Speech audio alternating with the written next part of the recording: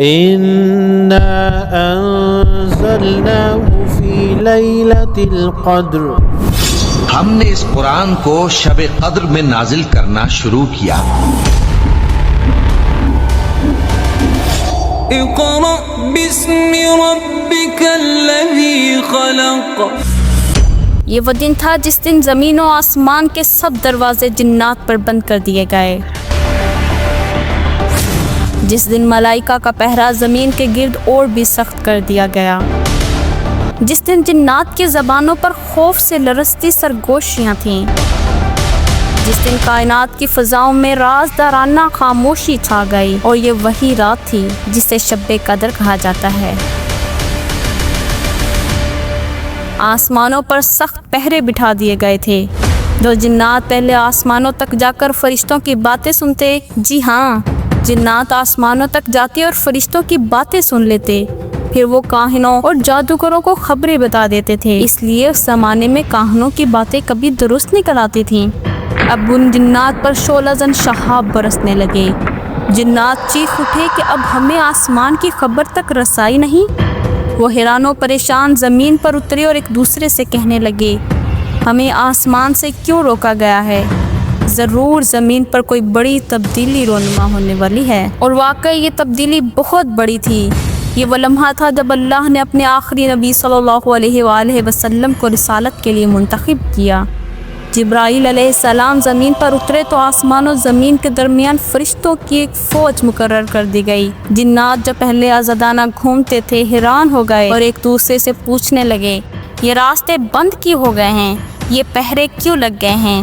وہ اپنے گروہوں میں نکلے اور زمین کے مشرق و مغرب میں گھومنے لگے تاکہ دیکھیں یہ تبدیلی کیوں آئی ہے۔ انہوں نے فرشتوں سے پوچھا کہ یہ سب کیوں ہے؟ تو انہیں بتایا گیا کہ اللہ کا آخری نبی مبعوث ہونے والا ہے اور وحی کا آغاز ہو رہا ہے۔ آسمان و زمین ایک عجیب منظر پیش کر رہے تھے، لیکن کیا وحی اچانک نازل ہوئی تھی یا اس سے پہلے کچھ نشانیاں ظاہر ہو چکی تھیں؟ ام المومنین حضرت عائشہ صدیقہ رضی اللہ نے فرمایا کہ رسول اللہ صلی اللہ علیہ وآلہ وسلم پر وحی کی ابتدا نہیں ہوئی مگر نیند میں سچے خوابوں سے۔ آپ صلی اللہ علیہ وآلہ وسلم کوئی خواب دیکھتے مگر وہ صبح کی روشنی میں ظاہر ہو جاتا۔ پھر آپ صلی اللہ علیہ وآلہ وسلم تنہائی کو پسند کرنے لگے اور غار ہرا میں خلوت گزین رہے۔ آپ صلی اللہ علیہ وآلہ وسلم کئی راتیں اس میں عبادت کرتے ہوئے گزار دیا کرتے تھے اور پھر اپنے گھر والوں کی طرف لوٹتے اور کھانے پینے کی چیزیں لے جایا کرتے تھے۔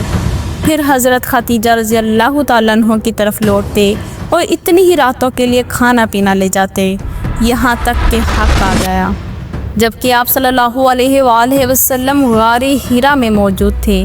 حضور اکرم بیان فرماتے ہیں کہ میرے پاس ایک فرشتہ آیا اور کہا پڑھیے۔ میں نے کہا میں پڑھا لکھا نہیں ہوں۔ اس نے مجھے پکڑا اور دبایا یہاں تک کہ مجھے اس سے مشقت پہنچی، پھر مجھے چھوڑ دیا اور کہا پڑھیے۔ میں نے کہا میں لکھا پڑھا نہیں ہوں، بس مجھے پکڑ کر تیسری دفعہ دبایا یہاں تک کہ مجھے اس سے مشقت پہنچی، پھر مجھے چھوڑ کر کہا اے نبی صلی اللہ علیہ وآلہ وسلم، اپنے پروردگار کا نام لے کر پڑھو جس نے تمام کائنات کو پیدا کیا، جس نے انسان کو خون کی پھٹکی سے بنایا۔ پڑھو اور تمہارا پروردگار بڑا کریم ہے، جس نے قلم کے ذریعے سے علم سکھایا اور انسان کو وہ باتیں سکھائیں جن کا اس کو علم نہ تھا۔ رسول اللہ صلی اللہ علیہ وآلہ وسلم اس کے بعد لوٹے اور آپ کا دل کانپ رہا تھا۔ حضرت خدیجہ رضی اللہ کے پاس تشریف لائے اور فرمایا کہ مجھے کمبل اڑا دو، مجھے کمبل اڑا دو۔ بس کمبل اڑا دیا گیا یہاں تک کہ آپ صلی اللہ علیہ وآلہ وسلم کا خوف دور ہو گیا۔ آپ صلی اللہ علیہ وآلہ وسلم نے حضرت خدیجہ کو واقعہ بتایا اور فرمایا کہ مجھے اپنی جان کا ڈر ہے۔ حضرت خدیجہ رضی اللہ نے کہا کہ خدا کی قسم ہرگز ایسا نہیں ہے، اللہ تعالیٰ آپ صلی اللہ علیہ وآلہ وسلم کو کبھی رسوا نہیں کرے گا۔ آپ صلی اللہ علیہ وآلہ وسلم صلہ رحمی کرتے، سچی بات کہتے، دوسروں کا بوجھ اٹھاتے، محتاجوں کو کما کر دیتے، مہمان نوازی کرتے اور حق کی طرف جانے والوں کی مدد کرتے ہیں۔ پھر حضرت خدیجہ رضی اللہ تعالیٰ عنہ آپ صلی اللہ علیہ وآلہ وسلم کو ورقہ بن نوفل کے پاس لے گئیں جو حضرت خدیجہ کے چچا زاد بھائی تھے۔ کہا اے بھائی ذرا اپنے بھتیجے کی بات تو سنیے۔ ورقہ نے آپ صلی اللہ علیہ وآلہ وسلم سے کہا اے بھتیجے آپ کیا دیکھتے ہیں؟ رسول اللہ صلی اللہ علیہ وآلہ وسلم نے جو کچھ دیکھا تھا انہیں بتا دیا۔ پس ورقہ نے کہا کہ یہ تو وہی فرشتہ ہے جو اللہ تعالیٰ نے حضرت موسیٰ علیہ السلام پر اتارا تھا۔ کاش کہ میں طاقتور ہوتا، کاش میں اس وقت تک زندہ رہتا جب آپ صلی اللہ علیہ وآلہ وسلم کی قوم آپ کو وطن سے نکال دے گی۔ رسول اللہ نے فرمایا کیا وہ مجھے نکال دیں گے؟ کہا ہاں، کوئی ایسا نبی نہیں آیا جو آپ صلی اللہ علیہ وآلہ وسلم جیسی چیز یعنی وحی الہی لے کر آیا ہو مگر اس سے دشمنی نہ رکھی گئی ہو۔ اگر میں نے اس دن کو پایا تو پوری قوت سے آپ صلی اللہ علیہ وآلہ وسلم کی مدد کروں گا۔ پھر چند روز کے بعد ورقہ بن نوفل انتقال کر گئے اور وحی کا سلسلہ بھی بند ہو گیا۔ وحی کے آغاز کے بعد پھر وحی کچھ مدت کے لیے رک گئی، یہاں تک کہ رسول اللہ صلی اللہ علیہ وآلہ وسلم غمگین ہو گئے اور کئی مرتبہ آپ صلی اللہ علیہ وآلہ وسلم کے خیال نے آپ کو کسی پہاڑ کی چوٹی پر چڑھ کر اپنے آپ کو گرا دینے پر اکسایا۔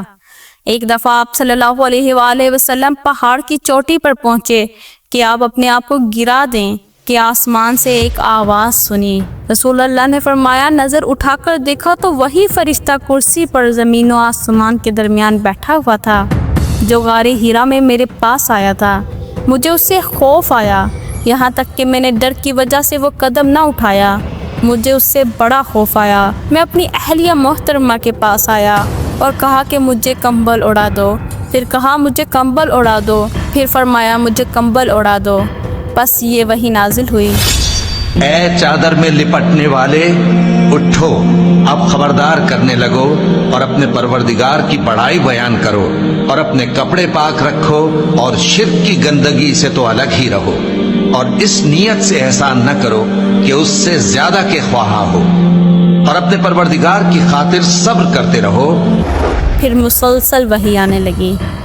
رسول اللہ صلی اللہ علیہ وآلہ وسلم سے پوچھا کہ یا رسول اللہ آپ کے پاس وحی کیسی آتی ہے؟ آپ صلی اللہ علیہ وآلہ وسلم نے فرمایا کبھی تو یوں آتی ہے جیسے گھنٹی کی آواز، کبھی مجھ پر بہت زیادہ سخت ہوتی ہے، جب یہ ختم ہو جاتی ہے تو میں اسے یاد کر لیتا ہوں۔ اور فرمایا کہ کبھی فرشتہ آدمی کی شکل میں آتا ہے اور مجھ سے کلام کرتا ہے اور پھر میں اسے یاد کر لیتا ہوں جو وہ کہتا ہے۔ حضرت عبادہ بن صامت رضی اللہ روایت کرتے ہیں کہ جب وحی نازل ہوتی تو آپ صلی اللہ علیہ وآلہ وسلم کو جسمانی طور پر سخت تکلیف ہوتی اور چہرے کا رنگ بدل جاتا۔ دوسری روایت میں ہے کہ آپ صلی اللہ علیہ وآلہ وسلم سر جھکا لیتے اور آپ صلی اللہ علیہ وآلہ وسلم کے اصحاب بھی اپنے سروں کو جھکا لیتے۔ جب وہ ختم ہوتی تو آپ سر مبارک کو اٹھا لیتے تھے۔ پھر باقاعدہ وحی کا سلسلہ شروع ہو گیا۔ یہ وہ سلسلہ تھا جس نے آہستہ آہستہ دلوں کو بدل دیا، اندھیروں کو اجالوں میں بدل دیا اور جہالت کو علم کی روشنی میں بدل ڈالا، اور یوں 23 سال کے عرصے میں قرآن پاک مکمل نازل ہوا جو قیامت تک انسانیت کے لیے رہنمائی اور روشنی کا سرچشمہ ہے۔